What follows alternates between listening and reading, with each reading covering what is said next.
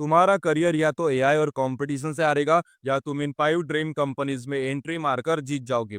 Goldman सैक्स, Black Hawk, PTC, ट्रेलिक्स और ANZ जैसे billion dollar companies Bangalore में फ्रेशर्स हायर कर रहे हैं।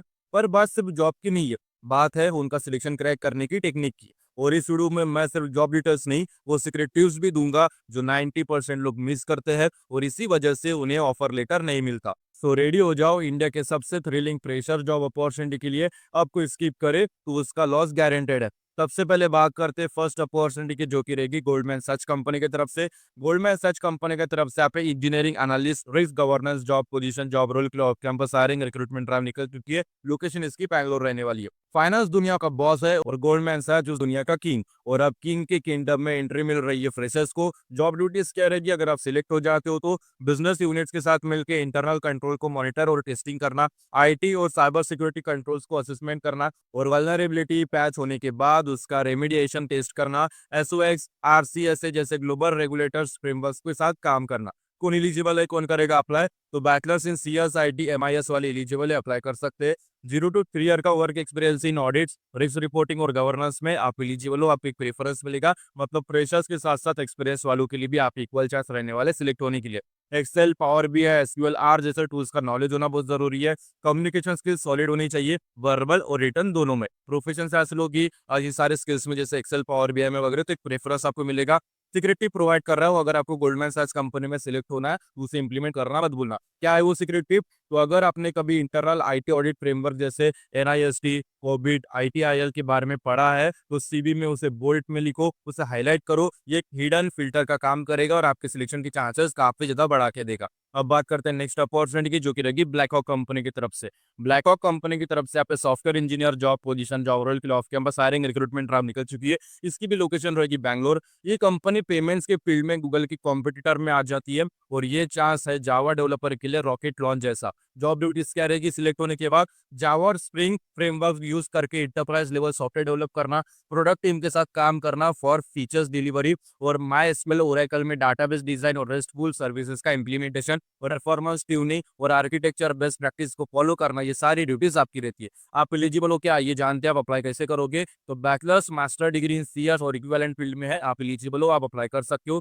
जावा, J2EE, स्प्रिंग, एचटीपीआई, एसक्यूएल में सॉलिड कमांड होना बहुत जरूरी है। प्रोफेशन से हासिल होगी तो प्रेफरेंस आपको मिलेगा। क्लाउड का बेसिक नॉलेज हो और अच्छा आपको प्रेफरेंस मिल सकता है। सिक्योरिटी प्रोवाइड करो, अगर आपको ब्लैक कंपनी में अप्लाई करना है तो इंटरव्यू में एक्सपेक्ट प्रोग्रामिंग या थ्रेड सेट कोड का एग्जांपल जरूर रेडी रखो, इससे आपके सिलेक्शन के चांसेस काफी ज्यादा बढ़ सकते हैं। अब बात करते हैं नेक्स्ट अपॉर्चुनिटी की, जो कि रहेगी पीटीसी कंपनी की तरफ से।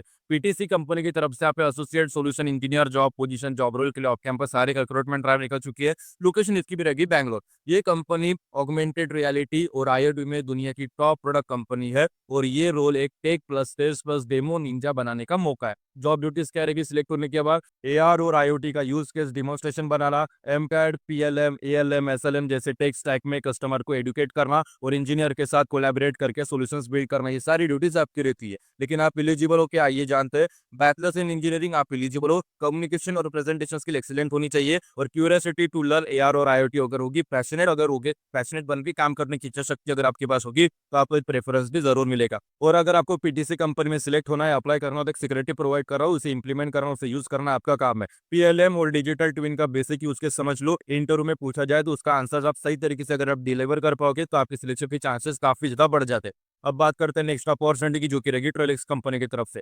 ट्रेलिक्स कंपनी की तरफ से आप सॉफ्टवेयर इंजीनियर अप्रेंटिस प्रोग्राम के अंतर्गत यहाँ पे of campus hiring recruitment drive निकल चुकी है। इसकी भी लोकेशन रहेगी बैंगलोर।